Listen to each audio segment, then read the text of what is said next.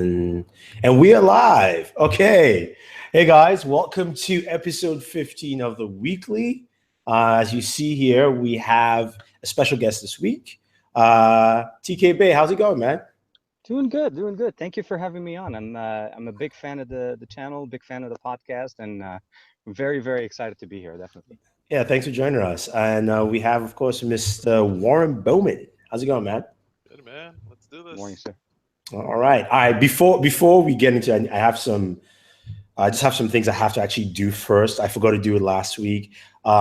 Just a couple of announcements, but I know you guys are watching. Adam Dowd from the Pocket Now Crew's been doing some stuff with us. I just wanted to promote his podcast. He has a really cool podcast called Tech Beard. It is very laid back and relaxed. So we are laid back and relaxed. They are really laid back and relaxed, and they talk a lot of things. It's bi-weekly. Check it out. We have the link for you guys down below. It's called Tech Beard, and everybody has a beard in that podcast except me when I joined. So check it out and see what's all about. Sam, thanks for joining us, man. What's going on? Good. He's here before one. I know, right? Juan is late, which is surprising.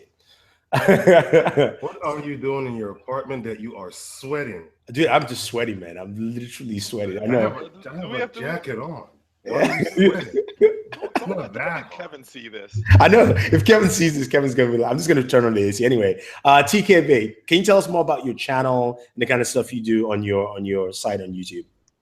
So I'm mostly known for working with XDA, actually, XDAdevelopers.com. That's 90% of where most people would know me from. But for my channel, what I do is essentially you kind of led with it very nicely. Laid back tech reviews, working with people, and just trying to help people in development, DIY, doing things, modding, reviewing hardware, of course, PC gaming.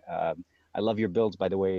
You do a lot of good Ryzen stuff, a lot of good PC reviews, and I try to dabble in that. So uh, basically development, Android specifically, and overall tech enthusiast Cool. extraordinaire. Good stuff. I'm still trying to run my AC here. It is like 90 degrees in my apartment. I just realized it. So anyway, let's kick it off with the How did first. you not realize that? You are sweating. I know I That am. should be your first indication that That's it those is too hot. that's in your those apartment. African- Okay. Look. That's them African jeans, man. It's like, nothing's wrong. But I'm just sweating. It's okay. I'm in Lagos. It's fine. I know. Okay, anyway, let's kick it off with net neutrality and that topic of foolishness. So Just Juan, let go Juan ahead. go. Yeah, Just let go. Juan I'll be go. back. Let Okay, Juan so Why Juan, don't go. I'll you be just back turn later. on the AC? Hey guys, I just got here. Apparently, I've already missed some fun stuff. No, you popped in at the right time. Talking about that Ninja, you popped in right as he was asking it. It's like I could feel in my soul that something was required of me to come and have this discussion yet again with our fine audiences. Yeah, this has not been a good week for net neutrality. One person on the FCC panel voted against stripping away protections for internet privacy and keeping a fair and balanced playing field on the internet. And now we go through the process of sort of sorting those rules to see if we eventually will fully strip them. The fight's not lost completely, but this is not a good place for us to be in after so many times with SOPA and the other internet privacy fights that we've had to wage. And it just still doesn't seem to be an issue that's resonating in just sort of casual conversation, in the same way that healthcare is resonating with people, or in the same way that immigration issues are resonating with people. This is definitely something that motivates a lot of action. We saw the FCC website crash.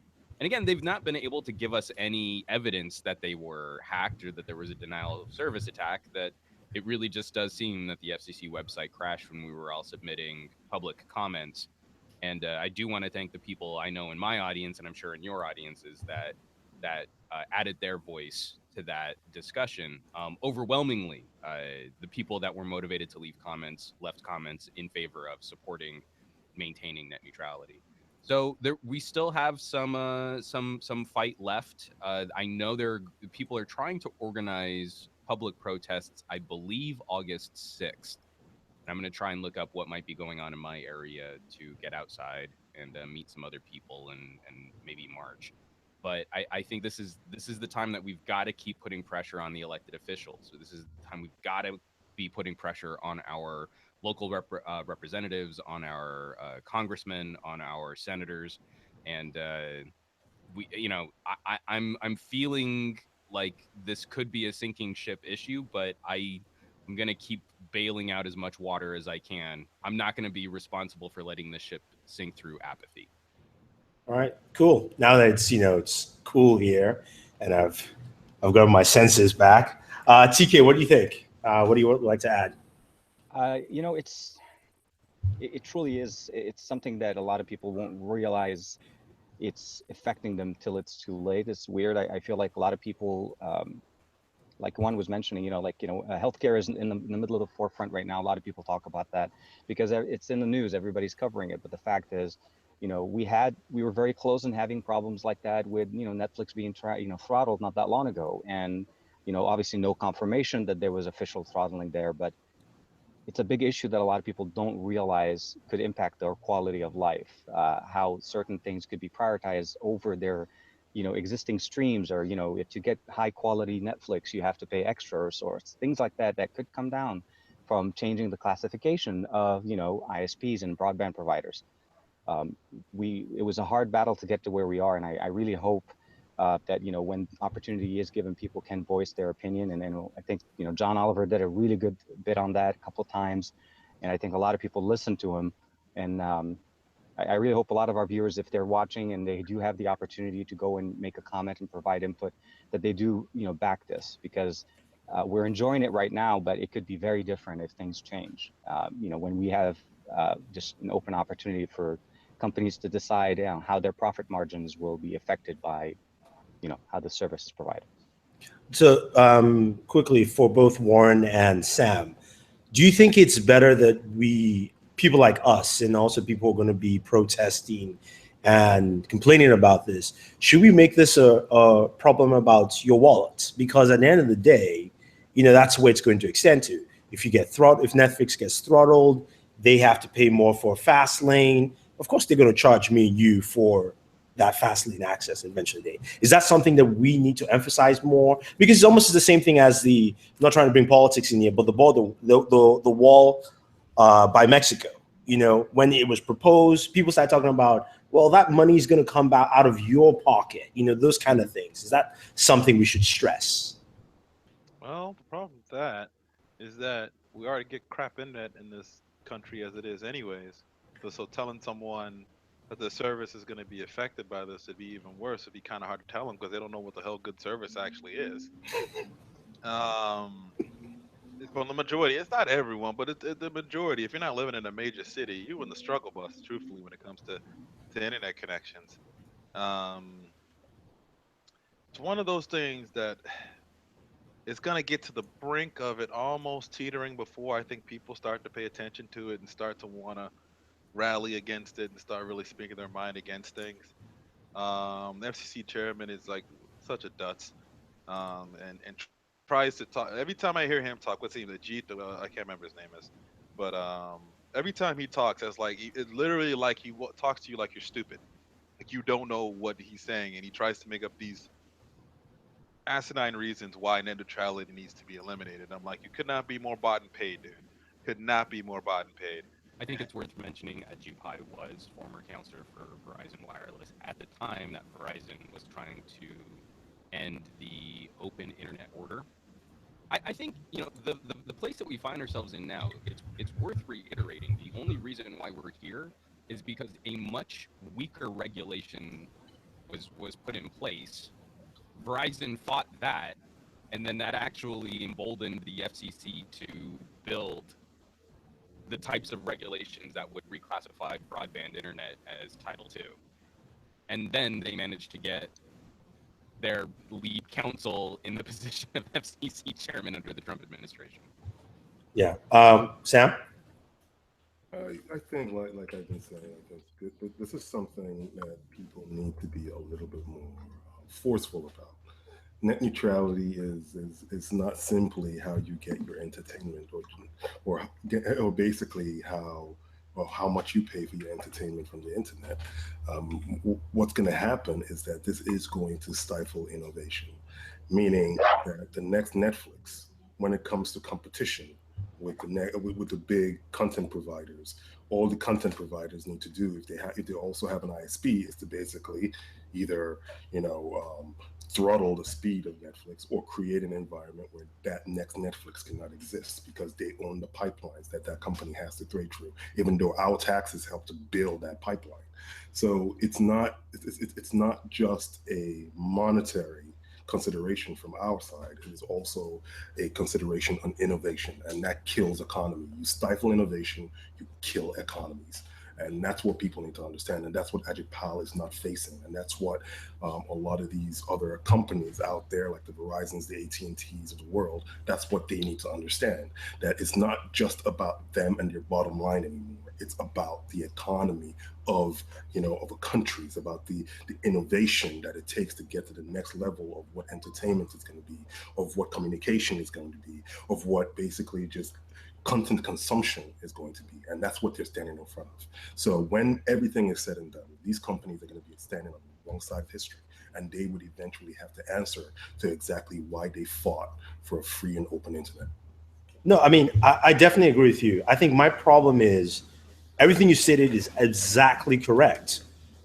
But that is almost, I mean, look, I've always said this before, masses are asses. I'll say it in public. I don't care because I think that message will be lost, which is why I personally think it almost has to be a very simplistic breakdown of telling Simple. people, It's an internet tax at the end of the day. It's yeah, an exactly. internet tax. And That's what it is. I It's a think new that tax on your consumption. I think that is the best way to let people know that, look, you know what? They're taxing you for something that you've already paid for, and you're getting that, it's almost, I guess you could say it's almost like all those taxes we see on our cell phone bills that we have no idea what they're for in the first place. So I think it's just one of those things that we just have to try and keep hammering out and let people know. And, contact your congressman, just so that at least you can put as much pressure as you can because. But this case is really interesting. Not to stay too much in this story. This case is really interesting because there was an outpouring of support for for Title II and keeping the internet free and open. There was an outpouring of support, but what the FCC chose to listen to was the voice of support for removing Title II or for fighting against Title II. So they were very selective in what they wanted to do because they had an agenda. Now, we want to remove politics and we don't want to infer that people are doing something because they're being paid for it. But at the end of the day, we have to ask ourselves, why is Ajit Pal so invested in fighting against the free and open internet? And talking to us like we're stupid. Exactly. Why are our senators or our congressmen so beholden to the idea that closing the internet up is good in some way for conversation, communication, innovation? Why is it that these people in places of power are working with misinformation? They're making decisions based on information. As much as we can educate ourselves, in this case, it is not a problem with educating the masses. It is a problem of engaging these congressmen to make the right decision because they were engaged. The amount of information that went in, the amount of people raising their hands and saying, I want a free and open internet, it was out there. They crashed the freaking FCC website. So it's not the problem. The problem is, regardless of what we all wanted, the FCC decided to go against the voice of the people. That's what the problem is. And that backfires. I'm telling you, that backfires eventually. It's shown in history. When you tend to go against the voice of the people, it eventually catches up to you. And, it's going to be a long battle. It's not going to be something that's instantly going to get ripped away, but it's going to be interesting over the next few years how they do their best to try to dismantle net neutrality as much as they can. And I don't know, I'm just not sure. It's it's sad because there's so much logic as to why it should be, but Well, but I think there's plenty of logic as to why this is. I mean, we now see very good evidence of the influence of money as speech, right? yeah, absolutely. So millions and millions of comments from people as speech is not influencing the political discourse as much as the major corporations that are buying their way into this conversation. Yeah, no, definitely. Um, I think we should move on because I feel like we all feel very somber at this point. It is a somber podcast. Yeah. Somber. All right, so let's move on to some of the topics of this week, and one of the biggest ones were from Google I/O. Google made a slew of announcements from I/O. We saw Android O beta. We also saw Google Home getting some new features, can make phone calls now, a few other things, as well as a standalone Daydream headset, which is basically the same headset we saw the Power Rangers thing at CES. The 835 chipset is powering that. So I wanted to get everyone's, I figured we could pick and choose what we liked in terms of announcements. So and what we thought those announcements would do moving forward this year for Google. So TK, I'll start off with you. I think I'm going to say this, and it's going to be very obvious, but Android O on my Pixel XL is definitely one of the biggest announcements that I saw. Picture-in-picture is very exciting. I think the Google Home updates that they put in, finally doing phone calls, the ability to do visual response, connecting it to a Chromecast, I think that's a big thing. A lot of people don't realize Chromecast is everywhere. So the integration between Home and Chromecast is going to be a big part. I also work a little bit in the background with Google Chromecast or Google Home video production. So I try to do some of the help channels on Google. And some of these things have been coming down the pipe for a while, and it's exciting to see them, now open in the public. So definitely Google Home and Pixel updates, and Google Lenses. Hopefully, it works the way they make it look like. I'm really hoping, that it works. It's very nice. Cool. Warren? Shoot, get back to me on the Google I/O announcement. Listen. I've been dealing with WannaCry all week, so I've been not in the loop of anything that's gone on. So give me a few minutes to catch up on some things. All right, I'll move over to Mr. Wayland Industries. Good eye on, because I love this hat. Yeah, my favorite thing about Google I/O is super small in the context of everything that they've put out, and it's another thing about Android O, and that's we're finally seeing some of the improvements to better quality audio that Google has been promising us since Jelly Bean. So when you dig into the developer settings in Android O, you can go down into your Bluetooth settings and you'll see every single codec for high quality Bluetooth streaming audio. So in a time where more manufacturers are looking at getting rid of the headset or headphone jacks on their phones, now we'll finally have native support for better wireless solutions.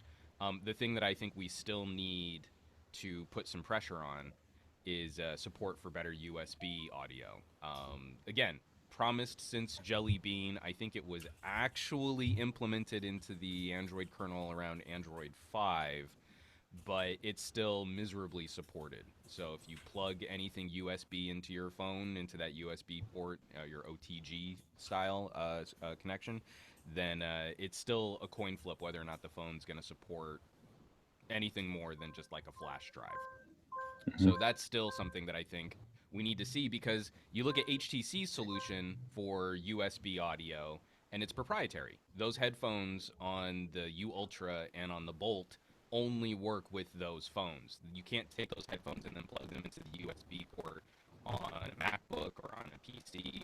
You can't plug them into another phone. So they're really muddying the waters by having that as their solution.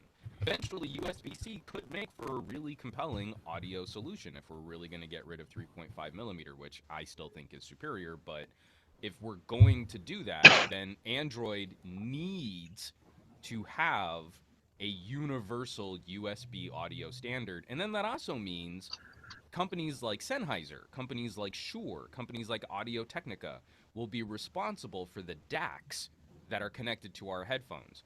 So while the LG V20 is an absolute monster in powering your headphones, a phone like the Pixel is actually pretty poor when it comes to powering headphones. It would be nice to take the DAC away from that phone and actually put it into the device that you've invested a lot of money in, namely your headphones. So that's my takeaway. I know we were supposed to say what we liked about Android, about Google I/O, and it kind of led me down another rabbit hole there. But finally seeing the needle move on this, And rant. I know, damn it, I ranted again. But finally seeing the needle move on at least Bluetooth is going to be a big deal for a lot of people. Seeing LDAC and aptX support, Yes, is pretty epic. cool. Sam? I'm actually kind of looking at this Google Home, and when they basically say a phone-free calling, so device-free calling, basically you can call from the device. But it mentions something here that says it would recognize, based on who's talking to it, it would call the correct person. So if Juan comes to my home and goes, let's say if Juan comes in and says call mom, it would call his mother, not my mother. And if I said call mom, it wouldn't call Juan's mother, it would call my mother, right? The question then becomes, does that mean that Google is going to allow Home to have a multi-user kind of profiles? Yeah, they mentioned that when they launched Home, they said eventually that will happen for multi-user profiles. I don't trust voice recognition to understand. I think you need to do that first. I mean, I just personally don't trust. Sorry, go ahead, TJ. No, I was going to say multi-user support's already been available on Google Home for some time now. Oh, okay.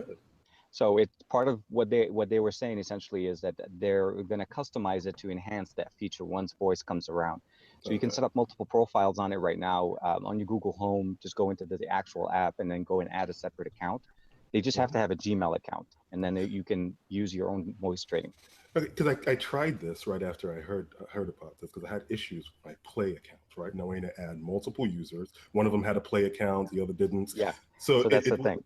Yeah, it was a little bit of an issue. So that's why I was like, the Play account won't share unless you have the family plan with the Play account. And then you have to have them have, so it's a web of interconnected services. But the short end, if you have two accounts that have Play account service, Play on them, you can play music with either one. And it does go based on voice recognition. So you train it to know that, when you say call mom, it's different than when, Juan comes over, and I don't know why he would be calling his mom from your house, but Juan, because my house is the house you call moms from, apparently. That's exactly why. But so it should be smart enough to be able to recognize it. And I think it's an amazing thing to have, and it'll be really nice just to actually, because it's going to really function more as an assistant, right? It's going to give you that ability to make calls, not have to pick up your phone, do visual searches. It's going to really revolutionize the assistant. I think Alexa is truly in trouble if there's any, if it performs the way they demonstrated it on stage on Wednesday. Not to put a damper on that vision, but just so you know, if you make your phone calls off Google Home, just be prepared to know that shit is going to be recorded. I'm just telling you right now. Come on, man, I'm on Google Voice. You think like every call? Oh, I've got Google Voice from Project Fi. You think that every call I'm making isn't being stored away? Yeah, so I'm just letting people know. There's a little disclaimer. Just let you know that whatever nefarious activities you want to do, you might not want to use that. You might want to use a burner. Never mind. Sorry. Get a burner Google Home. A burner Google. Okay, Warren, how about you? Sorry. Definitely. Out of the stuff that I see here, probably the one that interests me the most is to see what they're going to do with Android Go, and essentially making another operating system for lower end devices for sort of emerging and developing countries.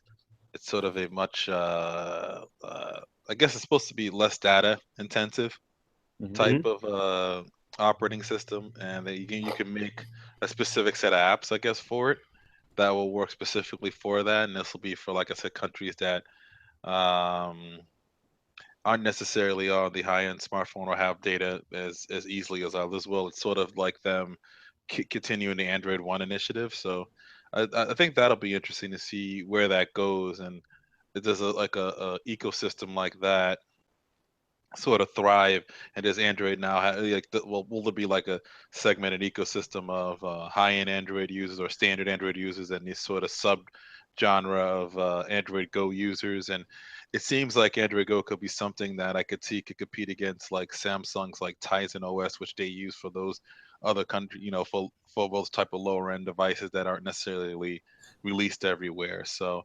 I'm very interested to see where they're going to go with that. Yeah. Anything else people picked up on that they liked? Android Go. That seems like a great idea. Like, to me, Android Go's biggest benefit would probably. It's just like Windows 10s. No. To me, that would It's probably exactly would be like Windows 10s. but actually the useful. maximization of the memory on there. What you're talking about is something that definitely would be a lot more useful in the full release of Android as well.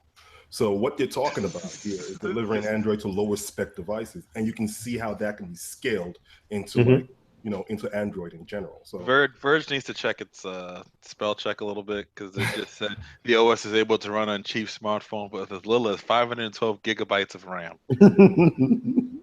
Somebody was thinking about something else. 512 gigabytes of RAM. That's on point.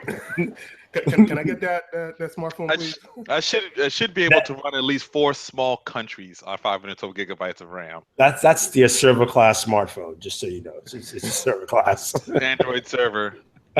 Android server. Hey, don't knock it. It could happen. What do you guys think of the standalone VR headset? That's to me, it's kind of questionable. I'm not too sure where they're going with this. No, I mean, we've like I said, we saw it at CES. It's based off what Qualcomm does with the 835, 6 range of motion.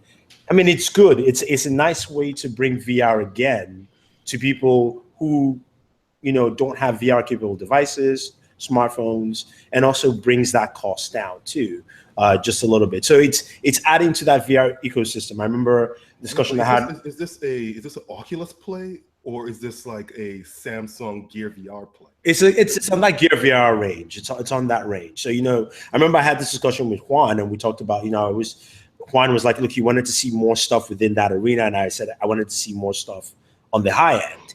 But, it's filling that gap. So, if I have a Galaxy S5 and I want to enjoy Daydream, but I don't need to update my phone. My phone's running well and all that. But I want to enjoy VR. I can just pick up a standalone VR headset, right? And not have to get something that's compatible and, all that kind of stuff in there. So that's where that is going. And the fact that Lenovo as well as HTC will be making Daydream headsets as well. That's something they mentioned for that announcement. Yeah, that's definitely something I'm hoping to see more of. I just can't really bring myself yet to invest personally in a Vive. And I was just messing around with some 360-degree video, and after about 15 minutes, the Pixel started degrading performance, and it runs crazy hot. I mean, that phone is so scary hot that it's millimeters away from my eyeballs running, that crazy aggressive. I say a prayer each time. Well, I just wanted something. You guys remember that old Sony headset? I keep bringing this thing up. It was like 720p resolution across. Oh, the only one they showed at CES, right? It was at CES they showed it. Years ago. Yeah. Years ago. I had video. It was bigger overseas than it was in the US. Totally, and it wasn't VR. It was just a cinema headset. Yeah. Just a cinema headset. You were all by yourself in a movie theater. It actually made the image look like it was feet away from you, so that it felt like a TV or a movie screen.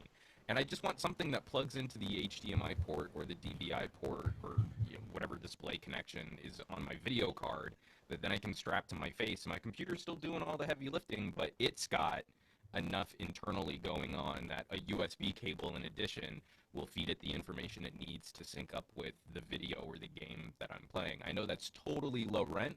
I know that won't be as good as a Vive. But most of my sort of VR consumption right now has been video. And I kind of want something that fills that middle gap in between a $100 headset that uses my phone and an $800, $700 headset that really taxes the video card on my system. I really think there could be something in the consumer middle right now. Yeah, and you're right. And think about the family application. Just really think about that. Forget just us who are enthusiasts. road trip with the kids, you have one or two kids, one's on the phone, the other one's on the VR headset in the back of the car, either watching content or playing the game. So stuff like that, I think, is where that fits into the marketplace. And, I think, for people like, Qualcomm, that's a great thing that you can move your chipsets into, besides just throwing into, smartphones. And then for hardware manufacturers, people like Lenovo and, HTC with the Vive, that's also a nice play, getting some of that brand recognition in. It depends on how well will Google push that. Is that something that's going to be another push come, Pixel 2 at the end of the year with the VR headset for the holiday season? Or will it just be something that we say, oh, we support it, and, that's fine. We just have to wait and see. Any more thoughts, guys? Or we can move on. Google I/O. I wanted to. This is something that Nikoy1 brought up that I completely forgot about. Did you guys read up on Project Treble?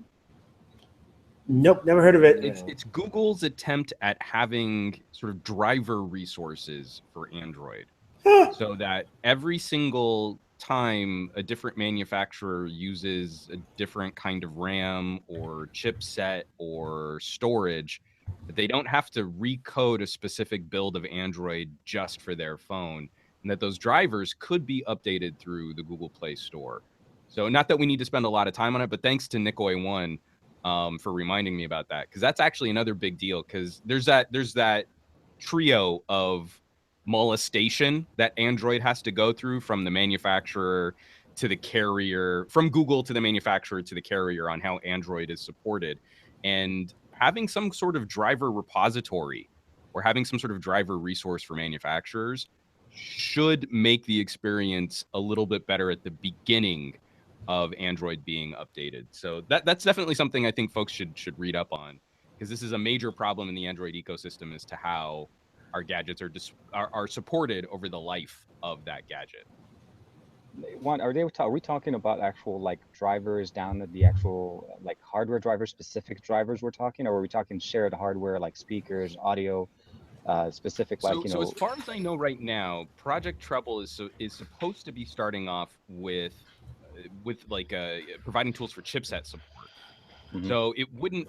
I don't believe at the beginning of this experiment that it is going to be as wide-reaching as that. Like, so the quad DAC in the LG V20 needs different software support than the chipset built-in DAC on some gut rot cheap phone. Right now we've got major issues just in support when it comes to things like, does the phone use Qualcomm or an Exynos or a high silicon, a Kirin, and so it's those kinds of problems where Linux is the kernel, drivers for the chipset, and then sort of the age of the device means phones that are powered by a Qualcomm 801, for example, can't be updated past the point that they're currently at. There's actually nothing wrong with the hardware that they really couldn't take advantage of newer builds of Android. It's just, we can't, because the kernel doesn't support this and the drivers don't support that. So that phone's totally stuck, like the OnePlus X. And I think that was one of the reasons why OnePlus got out of that sort of mid-ranger game.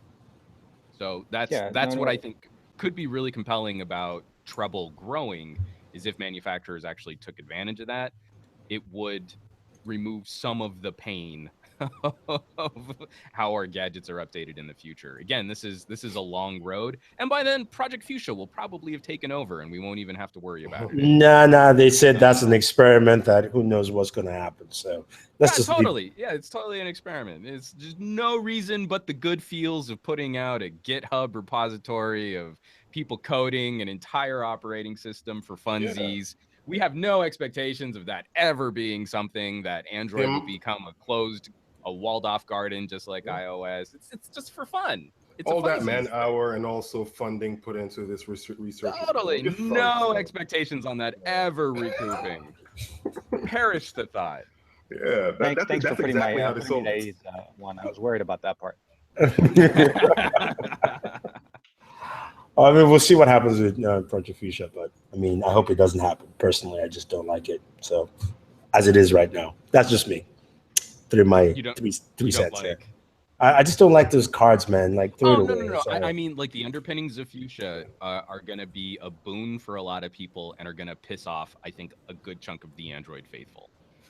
It's what's going on behind the scenes. And it looks to me like Google is kind of making a very circuitous route to what BlackBerry was trying to do with QNX. Yeah. Yeah, I think And that so again, I mean, like Project Treble is interesting because it's sort of the next step that we need to achieve for Android, the Android that we know today, to exist and function in a more fluid fashion. But what Google has on the horizon, if it makes its way into our phones, if it's just a Chromebook replacement, I say no harm, no foul. But if it makes its way into phones, then I think the entire community of people who support things like XDA are really going to be watching that closely because it could have some severe ramifications for how we make custom software. Extremely. I mean, I could see Treble helping the XDA community because that's 90% what holds a lot of the software updates that we try to do, and building up to updating like 801 processor-based devices and things like that. It's usually just drivers and compatibility and kernel sources that, you know, companies never release, and they say they're going to at day one, of course. But yeah, not to hold up too much stuff. It sounds like Treble is a nice thing. I didn't catch up on that. I'll have to read up a little bit more. Sam, you going to say something? Or Warren? I'm just looking at Fuchsia, and Fuchsia seems to be still open. It's still like open sourced, right? So I'm not too worried because they're saying it's also independent of Android, meaning it could coexist with Android in some way. I could see. Well, no, I mean Chrome was in the same boat a long time ago, right? Mm-hmm. And those two are kind of they're converging, but why is everybody going like this? It's just should me. be converging things together. They should be converging things together and making things work all together and stuff like that. That's God. They need to have an operating system that works all in cohesive units so people actually use their services outside of what it is. I mean, if they want people to use all their other stuff that they want to sell and offer, to have something cohesive that works all around it. I can see this future thing being how they may create a Samsung Dex-like experience to stock Android, where you plug it in. Man, don't get me on Dex. That's a whole nother conversation I can get into. Oh wow, Dex is still better than what Windows offered, and that's shameful to even say that. Windows got beat in their own game. It's not new for them, but it's like that was their idea. They completely had it. They were the first to do it 2 years earlier than everyone else. And just like the cycle of Microsoft things, they do it 2 years earlier, they fail at it, and then someone comes around and probably ends up doing it better. Well, and they get it out there. The problem was they didn't fail at it. They actually succeeded at it. It worked. They just didn't support it, and they didn't improve it, and they let it wither and rot on the vine.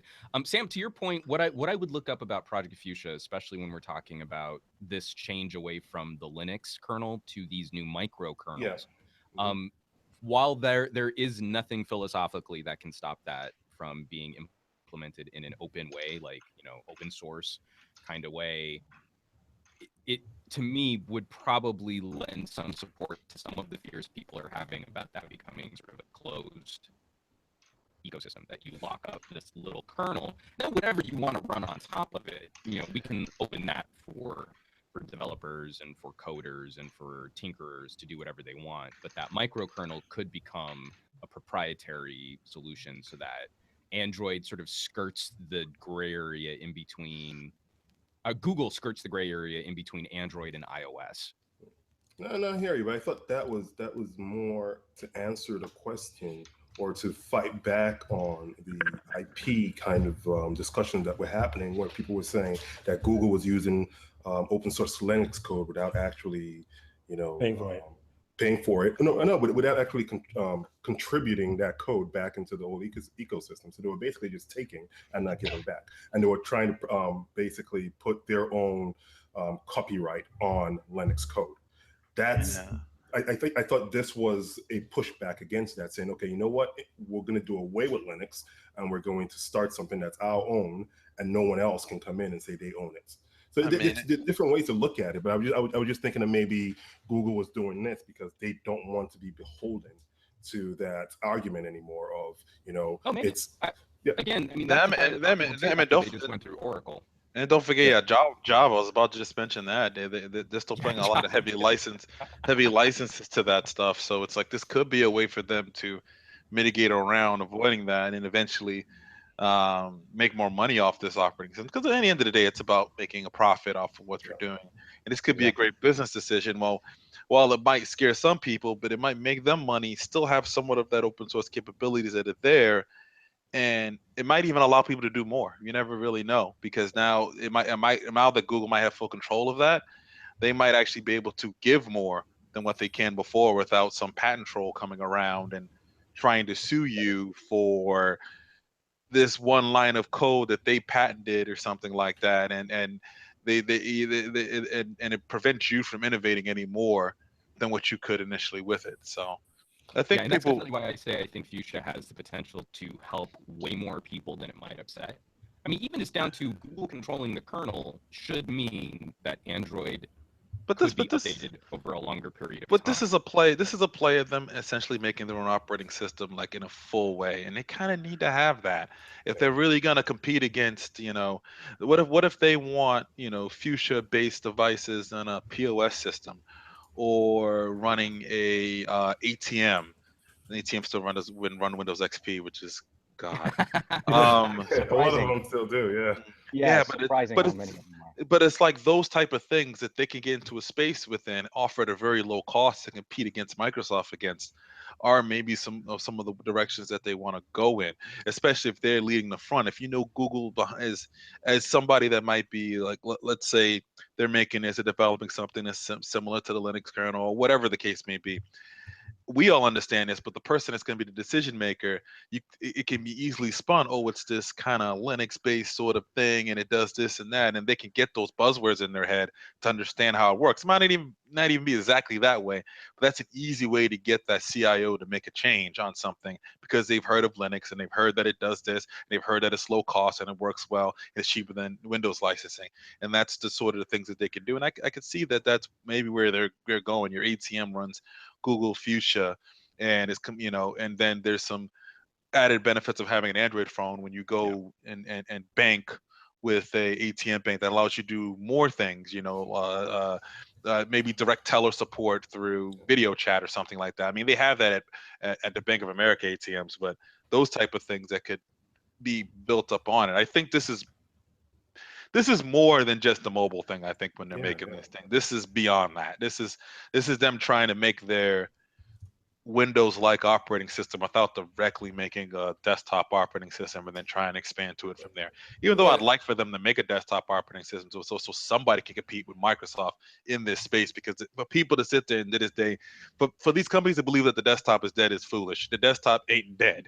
It isn't going to go anywhere anytime soon, especially in first world countries that can have more than one computing device. It's just that's not going to change. I think your sentiment there is totally right, where I think a lot of these companies think the traditional notion of the box under your desk, which plugs into a monitor, is a dying ecosystem. But to your point, Nikolay1, the guy who sort of brought up Treble for me in the chat, I think the idea of Fuchsia is that it should be an OS that is adaptable to any screen. So one OS can be Android, Chrome, Wear, cars, TV. So he's totally backing you. So Windows 10. Oh well, they're template. So I mean, that's what Windows 10 is. I would believe it was Windows 10 if Microsoft had the fortitude to stick with any of their projects and to support those projects. If you bought an Xbox One initially for the things that they promised on the entertainment side of things, you have no damn trust anymore with Windows 10 and the things that they stated on. Let's move to another company who's trying to build trust. I know we spent a lot of time on Google I/O. It's HTC and the U11.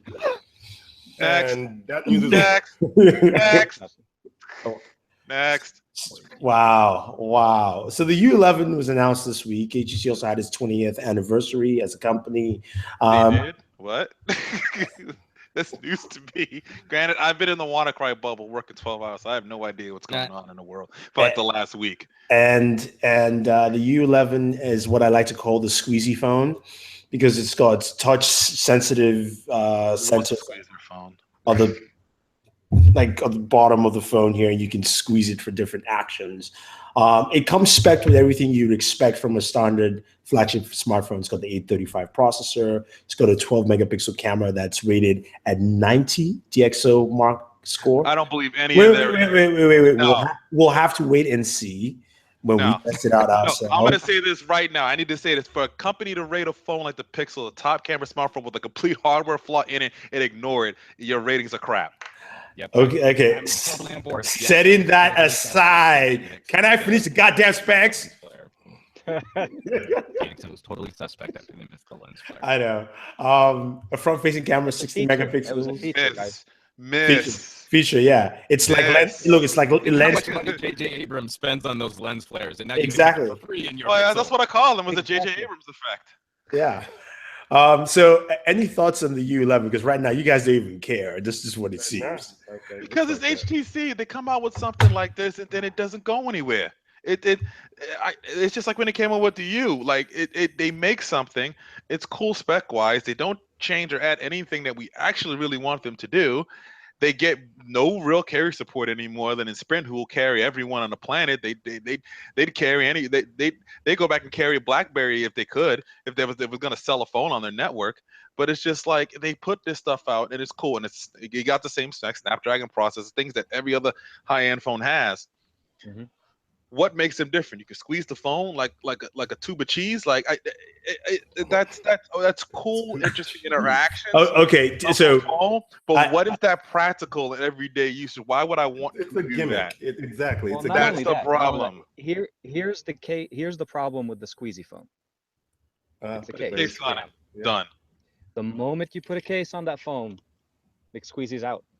Well, That's yeah, it. it's The problem that most people. Well, are according looking to at it. them, they said it works with cases. Well, Just yeah. saying. I don't know what their level. cases? I don't Their know. cases? Hey, look. I'm just saying what they from mentioned. silicone cases. Yeah. You know, This Silicone is one cases of, will work. and look at the way they announced this thing. They kind of somewhat announced it. We all just got a leak because they showed it off in China 12 hours ahead of the rest of us in the time zone to see this thing. That's how everyone found out about it, instead of them properly putting out something out there. And I mean, they got great one pages and all this stuff is cool, but it's not like, remember the demo they put out of that phone that they were talking about the touch sensitive features a year ago. yeah. And not the squeeze stuff, but the operating system and all that stuff that was sort of in there, and the look and design of that phone. Mhm. Why didn't they just put that out? Everyone was excited about that. I'm not necessarily excited to have a candy bar, like literally a squeezable candy bar. Sorry. Wait, were you launching Google Now, or what were you doing? I was squeezing. No, okay, Was look. that a hard squeeze or a light I mean, squeeze? I'm being harsh on it, but it's like No, I do understand. it's not a bad device. I'm not saying that the device doesn't stand up to everyone else, but No, it's like, I think the problem, and I had this discussion with Sam, is Sam said it best. They threw in a gimmick, and it works well. It's not like it doesn't work, so that's not even the issue. But it's still a gimmick, And it's almost like going back to the days of the Galaxy S3, Galaxy S4 devices where Samsung was throwing in stuff. But then Samsung needed to do it because Android didn't have a lot of those things that Samsung threw. at least their gimmicks worked. Yeah. No, it works. No, it absolutely works. Practical. No, it works, and you can see it working in certain situations. I'm not dissing the gimmick. I don't think that's the issue. I think the issue is this. For me, one of the biggest things they showcased was with audio and audio through USB-C, which And the again, DAC, which is built into the adapter now, no longer internal. Exactly. So you've got a DAC built into the adapter, and according to their claim, they said their DAC will work with all these other USB Type-C phones. And the second thing is also that with that, you also get noise cancellation with any headphones you plug in with them. So I'm going, that's a feature that you should highlight more, especially someone like me who's on that corner going, That's not a what? feature of the phone. No, I know. I was going to. I know. I know it's not a feature of the phone, but that's It makes something me you can. excited to buy an HTC adapter. It doesn't make me excited to buy an HTC phone. No, Gotta but get the HTC U Sonic with active noise cancellation. No, but I'm saying that to me, that is still a better thing to say that, look, our phones can do this for you.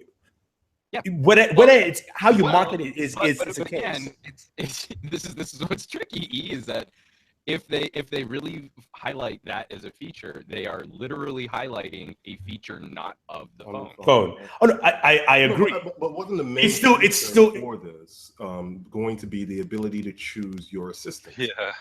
You know, this was the main feature, but it turns out that you can only choose between Android and between Google Home Assistants and what's the other one? Alexa.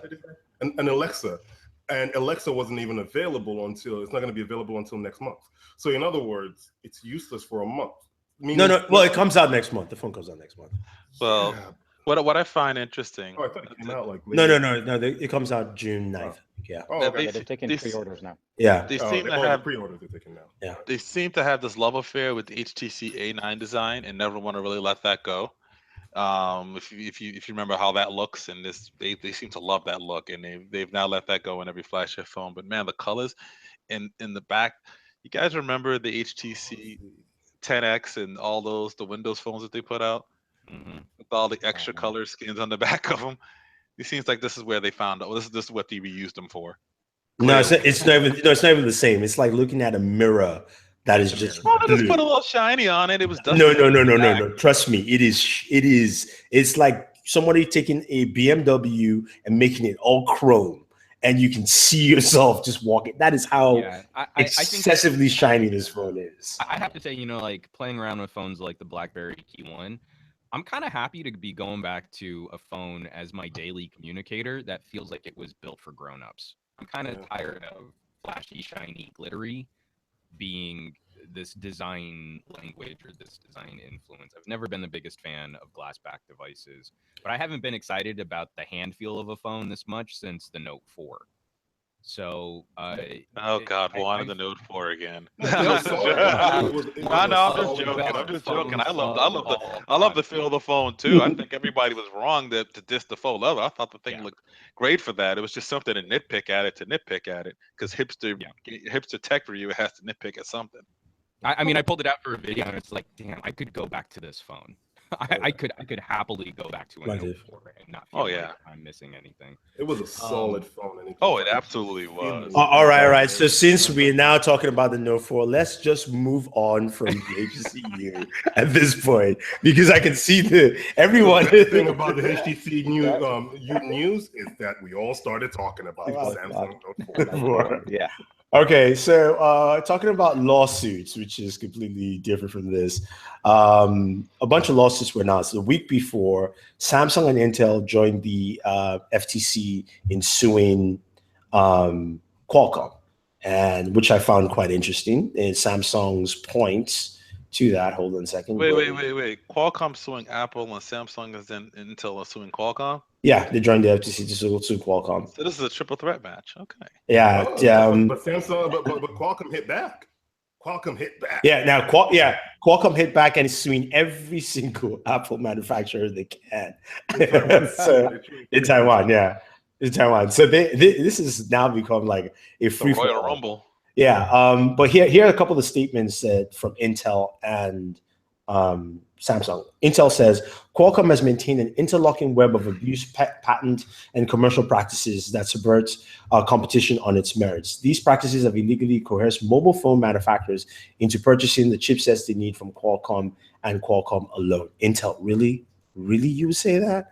Yeah. Okay. How about you make one available?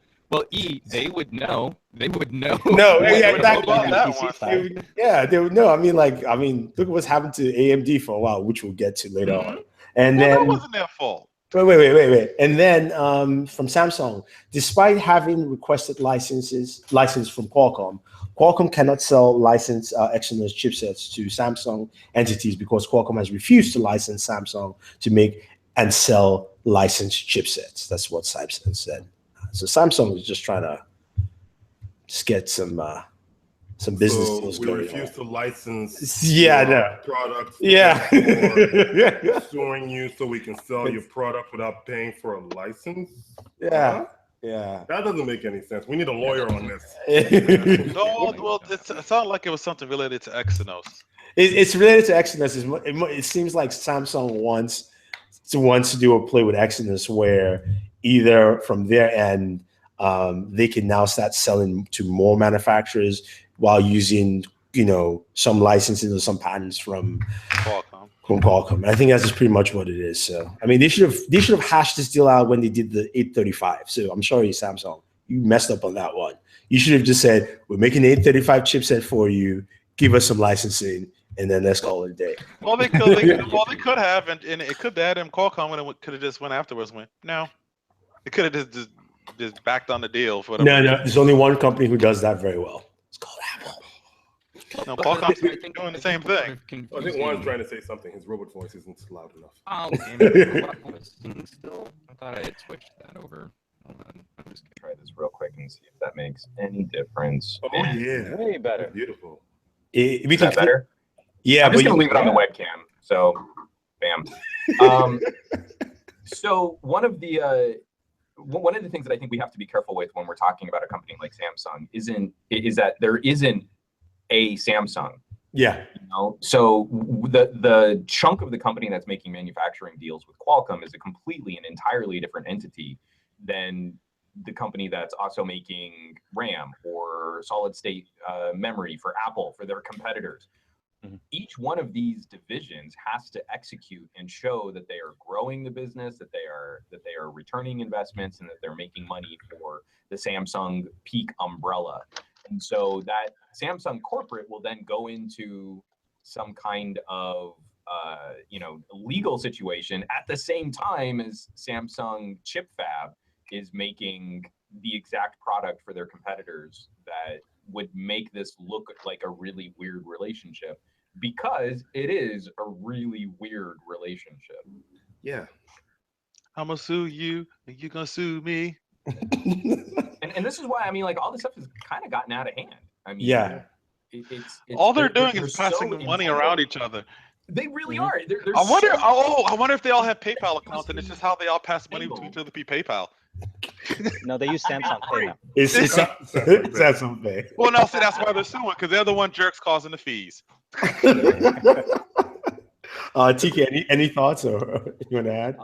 Honestly, like Juan explained it, you got to realize, Samsung is a company that has many subsets. It's the fact of the matter is, it is two different entities within Samsung that are dealing with the same company, and one is suing, one isn't. So it's like the right hand doing what the left hand isn't watching. So it's an interesting battle.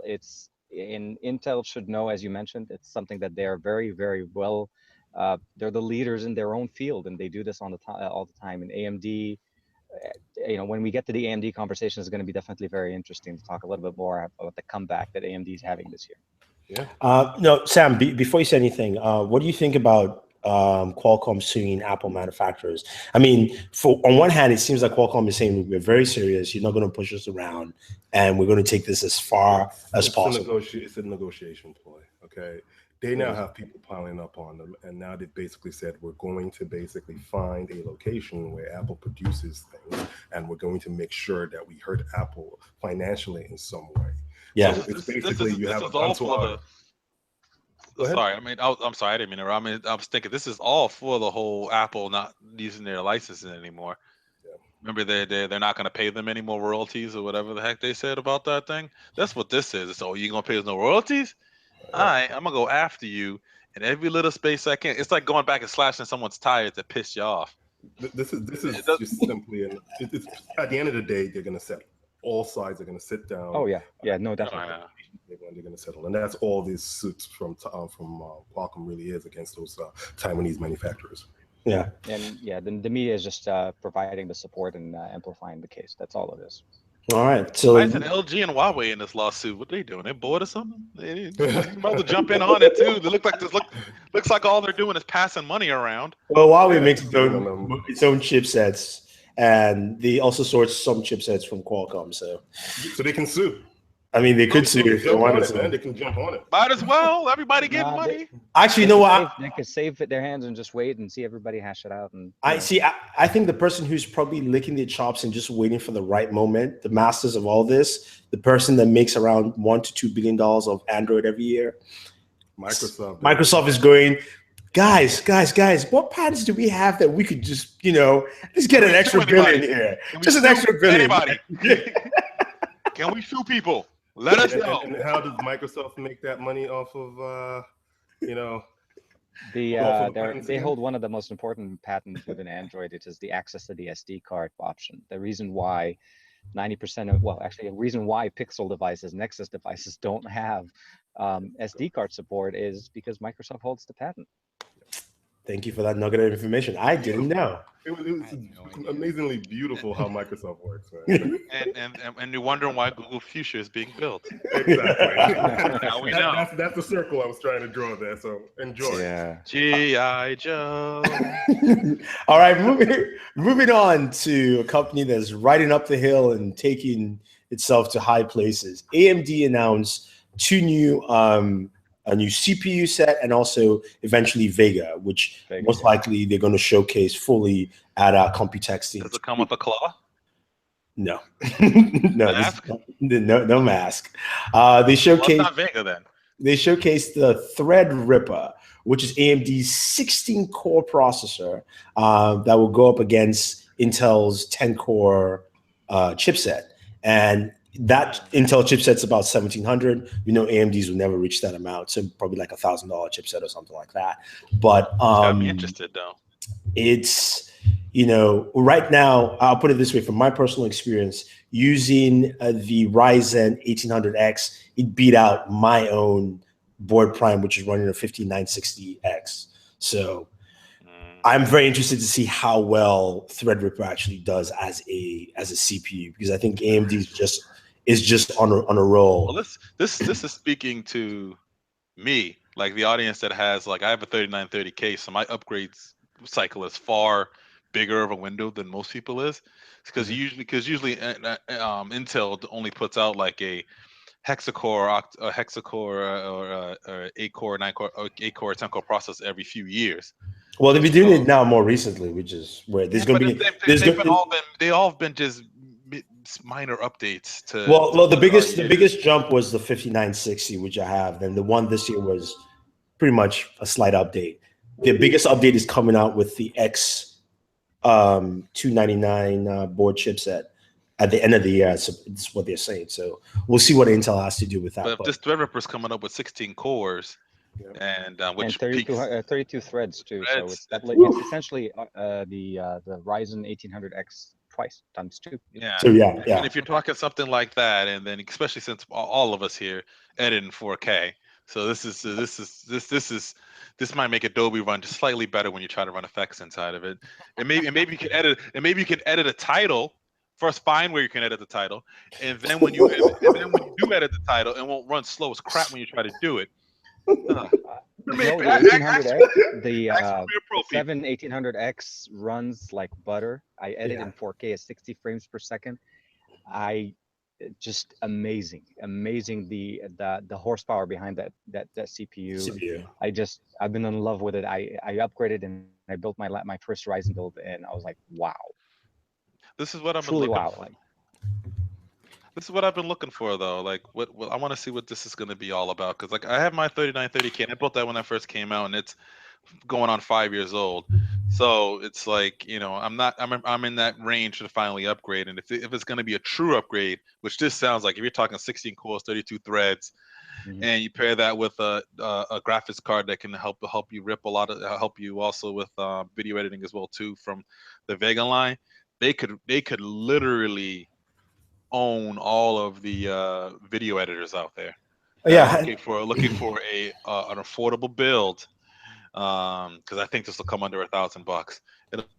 No. I mean, I think a Threadripper would be like $999 or something like that. I'm thinking less than that. I think they might go less than that. I mean, the only lower there would be. Well, how much is the 1800X? That's what, 500? $499. Okay, yeah. Exactly. So this 50%.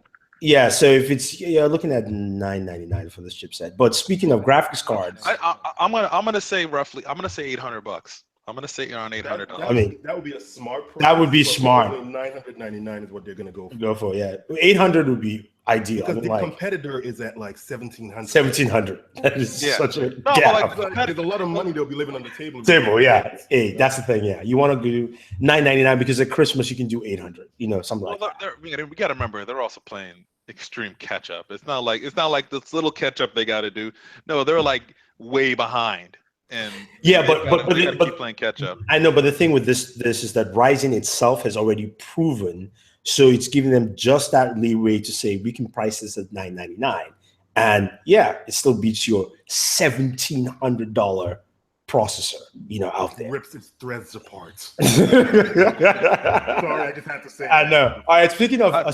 Vega itself, now they announced, I guess, which is probably the top of the line Vega card, which is the Radeon Vega Frontier Edition.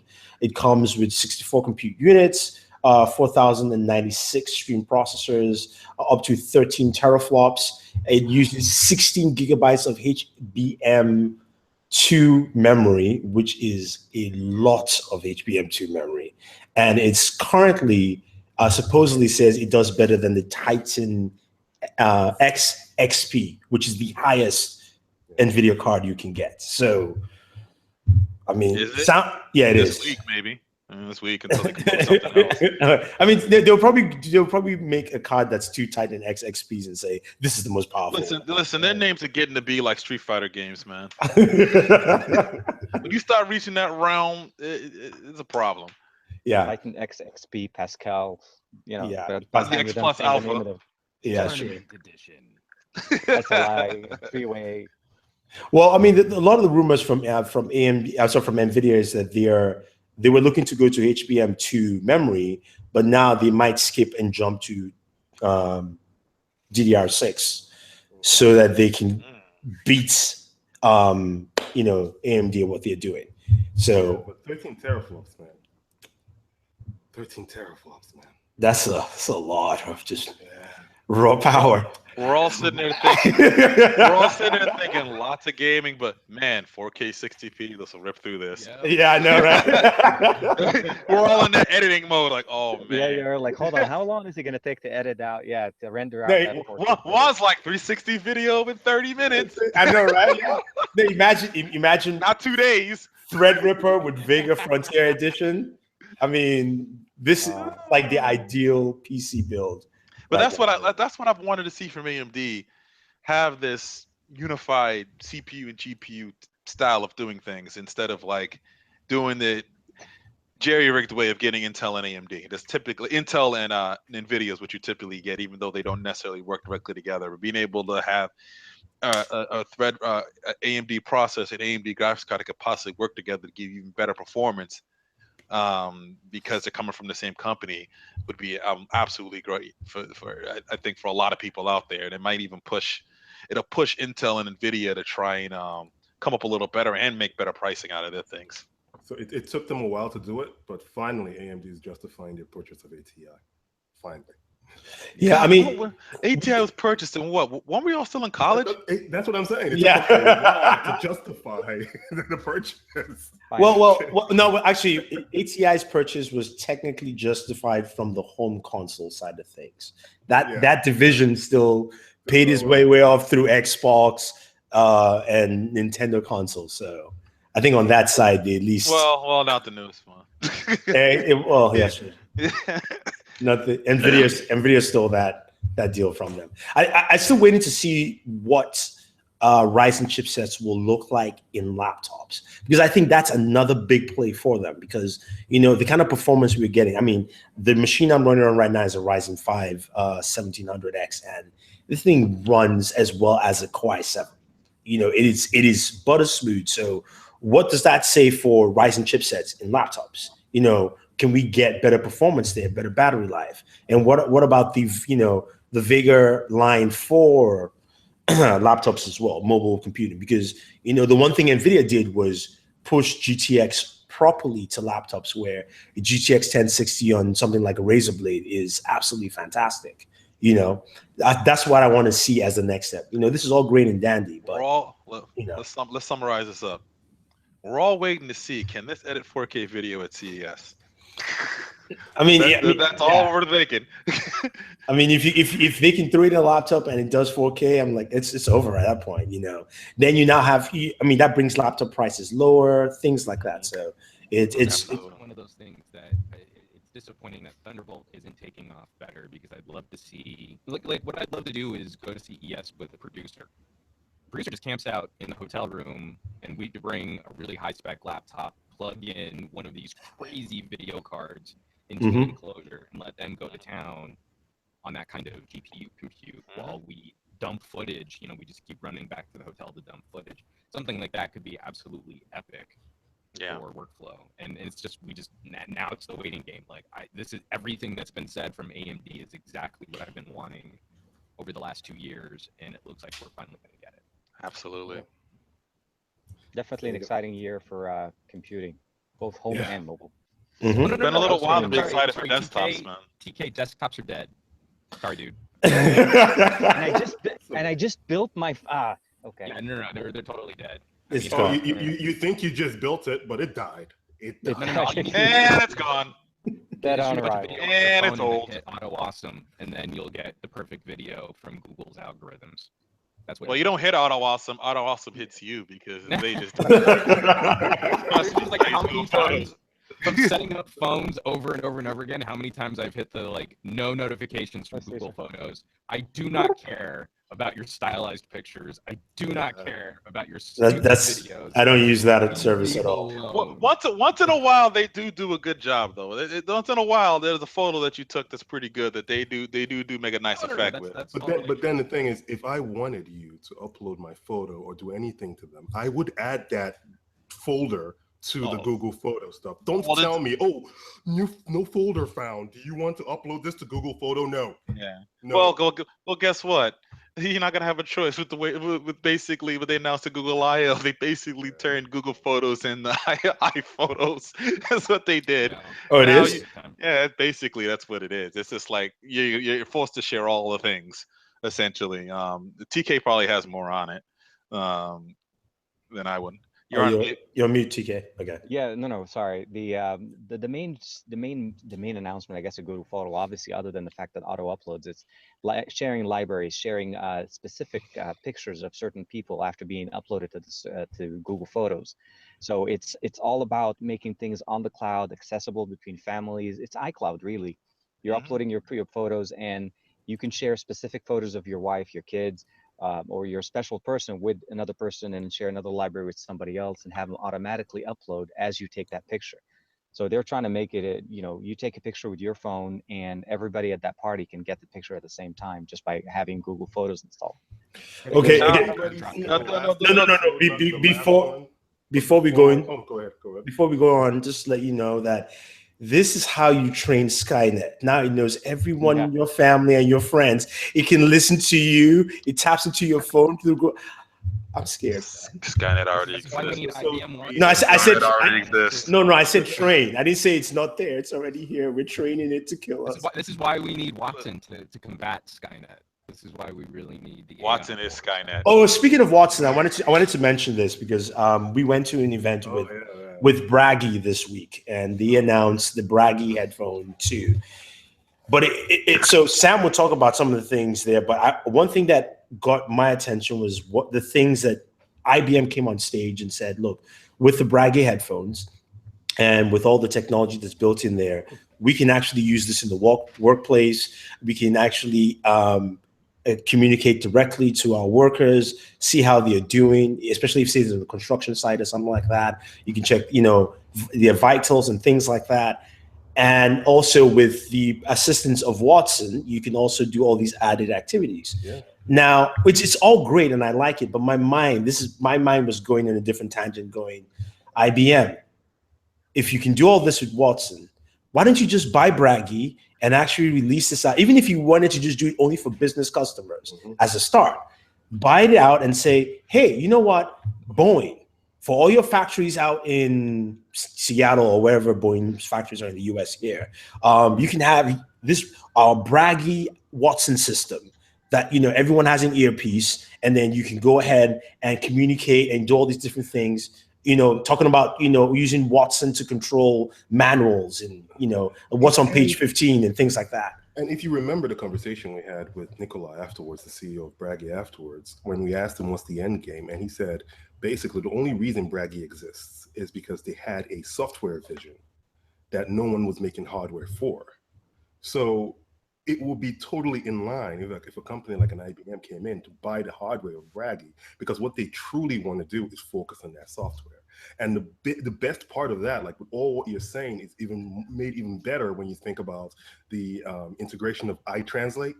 So I could put a Braggy dash in my ear and be an engineer, an American engineer, go to Spain, not speak the language in Spain, but work with my counterpart in Spain because I have this auto translate in my ear. That's freaking futuristic, man. Yeah, that's amazing. Absolutely. Yeah, and it's cool because you can take your Braggy headsets instead of two, and you want to ask someone a question, you just give them one, and you take the other. I know. I agree. I'm just saying. I think we all saw the Facebook ad that kept rolling through all of our streams. Oh yeah, the one with the I forgot the app, the device. Yeah, but I'm just saying that on IBM, I looked at it and like IBM, that is what I think you need to do to get what the commercial space right now is going through the battle with Alexa, Google Home, Cortana, Siri. You can start with the business space. You can really start there and say, look, we have something else that really does something in that focus. We don't necessarily want to be a commercial company right now. We can still sell Braggy products that way, but we can create an ecosystem where Watson becomes, they do so many Watson ads out there that we all know Watson. We've seen Watson with Serena Williams, with musicians and all that stuff. And I'm going with apple pickers. Yeah. I'm like, come on. So if Watson is truly the savior of mankind, then let's put Watson out there. Let's put Watson into play on a daily basis and not in commercials. That's just how I see it. But that's also exactly the point is we've got HoloLens, we still kind of have the dying remnants of Google Glass, and we've got Watson, and we've got all these things that are sort of being played with at the periphery of business tech. And none of this stuff is really going to take off until we can find some consumer solutions, and that's what we're all waiting for. And what encourages me about a device like this is Watson is on board. It's not on your device and streaming to your headset. It is on the device. So it's not as though you have to, I have to install Watson on my Samsung. Is it compatible with my Samsung? Oh no, I got to get an LG for it to work. No, it's on the device and you use it on the device. And that's brilliant. The more we can get smart assistants on dedicated devices away from our cell phones, the more it can actually improve our way of life at the end of the day, because we're no longer tied to this. So it's pretty cool. Actually, when he said mesh networking, I'm like, oh yeah. He started talking about mesh networking, right? He goes, we want to do mesh networking. We want our devices to talk and communicate and then transfer computing power. I was like, You saw everyone's gonna be folding at home soon and not even knowing it. I was at the back of the room. I was just sliding back. I was like, yeah. Do not map my brain patterns. I do not want you to know me. Accept your overlord. Resistance is futile. Sam, we see you haven't said good morning to anyone this morning. Sorry, I didn't hear you. We didn't hear you there, Juan. What did you say? I was like, I for one welcome our new AI computer. It's probably why Hangouts keeps fucking with my audio, is to make making you more susceptible to the AI overlords. Juan's already part cyborg. Listen, I mean, dude, you are wearing a Wayland Corp hat, so I mean, you are David. Well, soon. See, that's what's so fascinating is no. I mean, like that's what's fascinating is I think we're firmly out of an era of hardware ramp, right? Mm-hmm. Like devices have gotten crazy powerful. We've got so much computing power in a variety of different gadgets that we interact with on a daily basis. That software, this has to be a new era for software and services.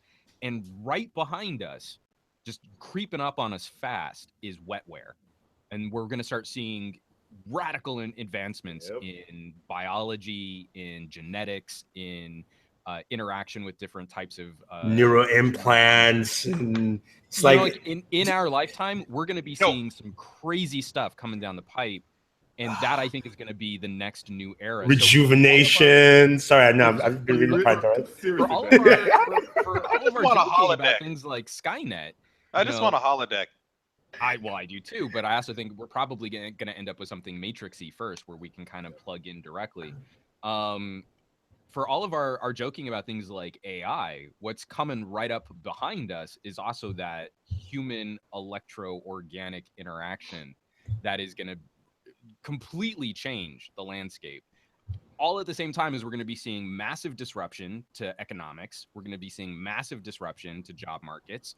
All of these things are snowballing, and they're all probably going to land really close to each other as we get self-driving cars, as we get artificially intelligent systems, even if they're not consciously self-aware, personality AI. They are going to be artificially intelligent systems that do the work of humans radically better than humans can. Yeah. I mean, we point to self-driving cars, but if you're a law clerk, like, why would I employ meat bags to go and look through law manuals when I can buy a license for Watson to go and scan the entire archived library of law for every relevant case that I'm working on? Oh yeah, patent trolls gonna love this. Oh, and even something more close to home is if you ever get these robocalls these days, and this actually happened to me last week. I got a robocall last week, and what they do now is they pause, they wait for you to say hello first. Yeah. So I go ahead and say hello, but the voice that answers is a voice that sounds so human that I was fooled for a split second. I'm like, I was actually fooled for a split second. Because hesitating got him. trait. No, this is hilarious. The psychology of that is really well researched. So Watson spent an entire semester as a psychology TA. So there was this one TA that you couldn't meet with in person. I forget what university this was. You could not meet with this TA. You could only email this TA. And they actually had to program into Watson a delay, because Watson was too good at answering questions for people to continue believing that this was an actual real live human being. Mm-hmm. So when you pick up that robocall, that is a shit ton of psychological research that it answers the phone. You answer the phone and it goes, hello, can you hear me? And it waits. And that instantly fools the brain into thinking you're about to have an organic. It's not gonna get me, okay? I'll train myself. No, but think about it in this way: if individuals can actually start using it, instead of you saying, "Hey, E is no longer on the phone," instead of your voicemail saying that, you actually have an interaction going, "Hey, Sam, E's not available right now, but I see you're calling him. You've called him a few times and you sent him a few text messages. Is this an important call? You want to leave a message?" Or, "Hey, Sam, I know you and E communicate a lot, so how about this? I could tell you exactly where E is right now, where he would be." Alfred will not tell you my location. No, but I'm saying that is something that could foreseeably happen in the next 5 to 10 years. It is really amazing that this is what our devices will become our true assistants. But Sam, I mean, you're talking about an e-butler. I mean, that's what it pretty much is. And look. Oh, really? Yes, man? exactly. I had to throw it there.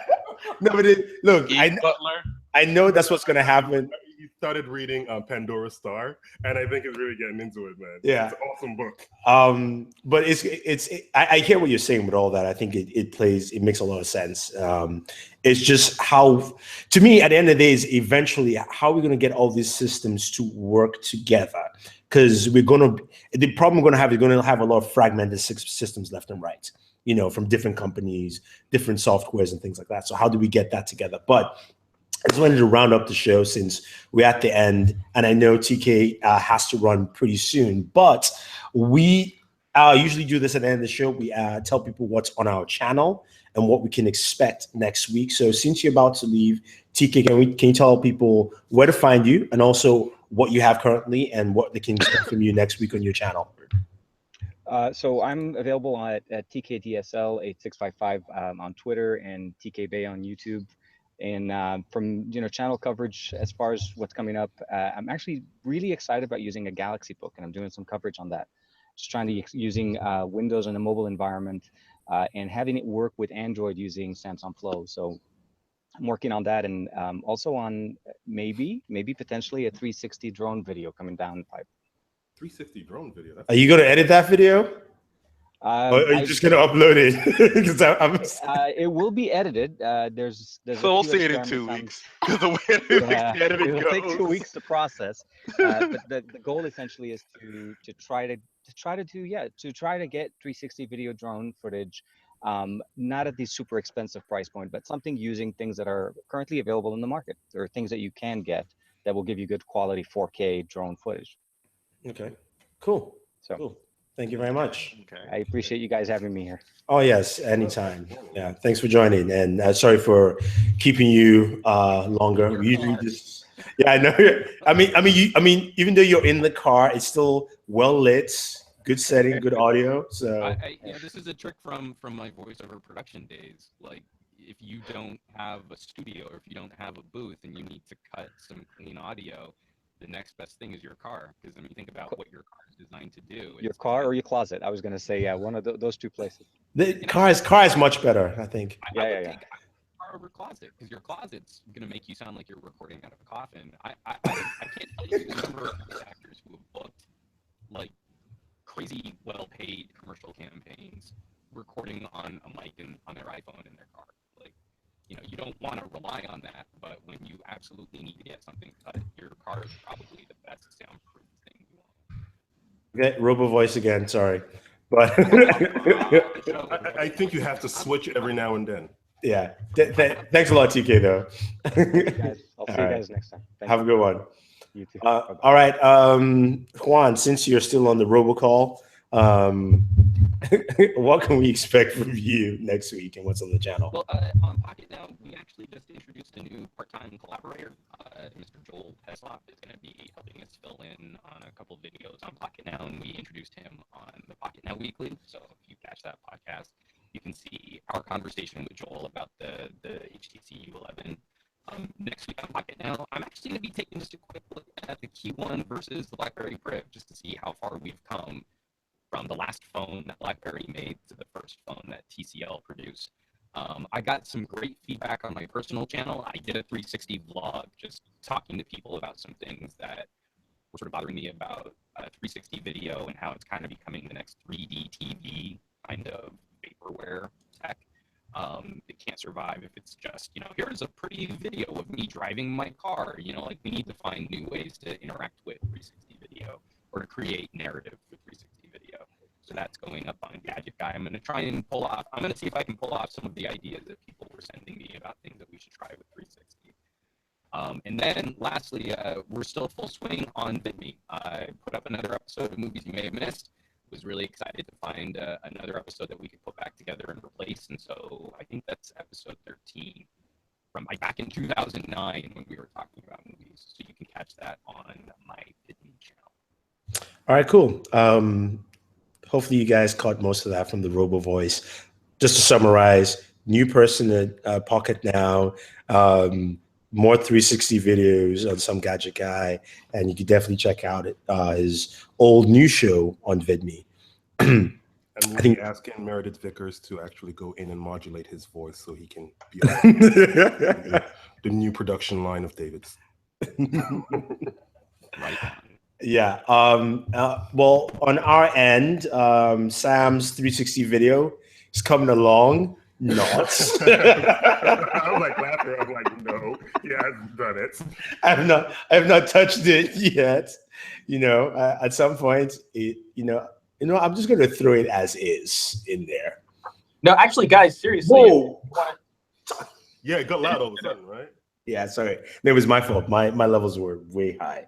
Oh, sorry. I got rid of the other mic. Did that really blow you out? I'm sorry. No, it's fine. I was tuning your audio here so I could hear, and the next minute it just went.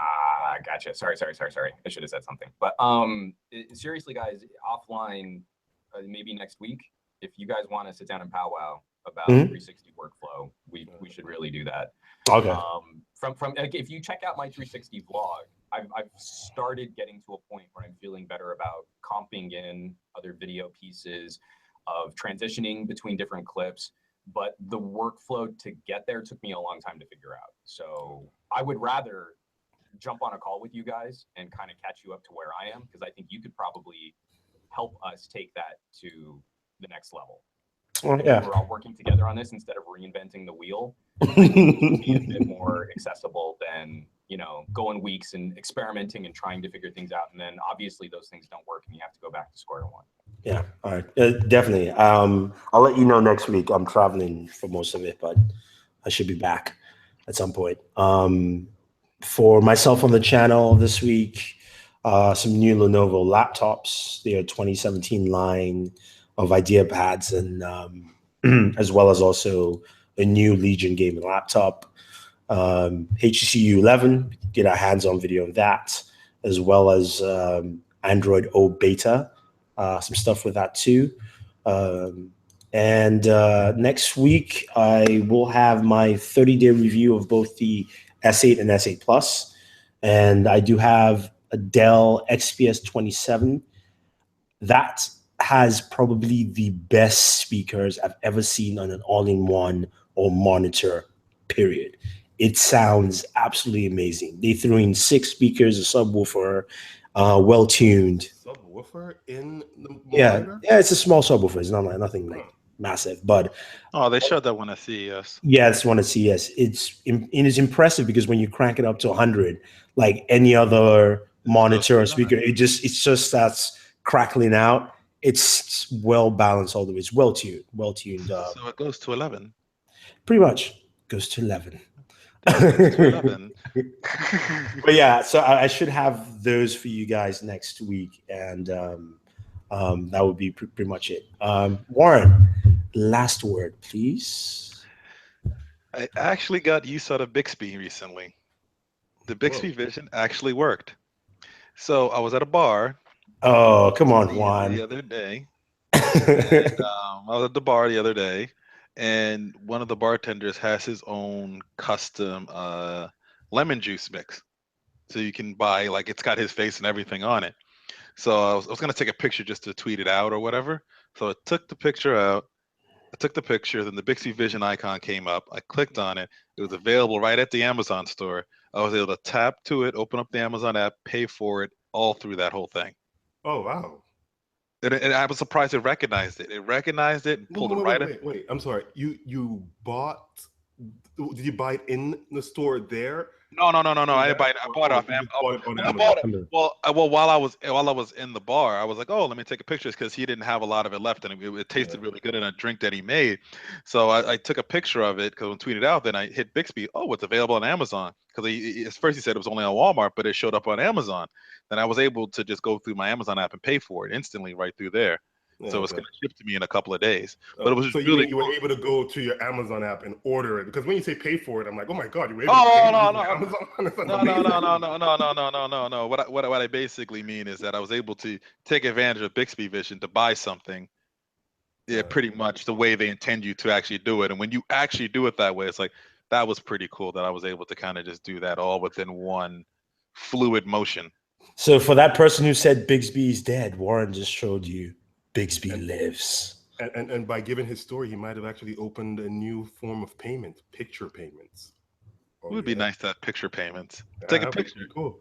Take a picture. And it charges you. Pay for it. Yeah. All right, cool, guys. Well, thank you very much, everyone, for joining. This was a fun show this week, although it started a little somber at the very beginning. If you are watching us later on, you can leave your comments down below. You can also check us out on a podcast. I will be updating and adding the show up there. I know I haven't updated a few shows, so I apologize for that. But we are on Google Play, and we soon will be getting on Apple Play as well. Sorry, Apple, whatever it is. iTunes. Called iTunes. Exactly. Thank you. I'm like on Apple. We're also going to be available on Zune soon too. Yeah, on the Zune. You know that thing, the newfangled device called Zune. Well, I mean, if you're Star-Lord, it's new. So just saying. Anyway, anyway, thank you very much, everyone, for joining. Offer a taped podcast for him.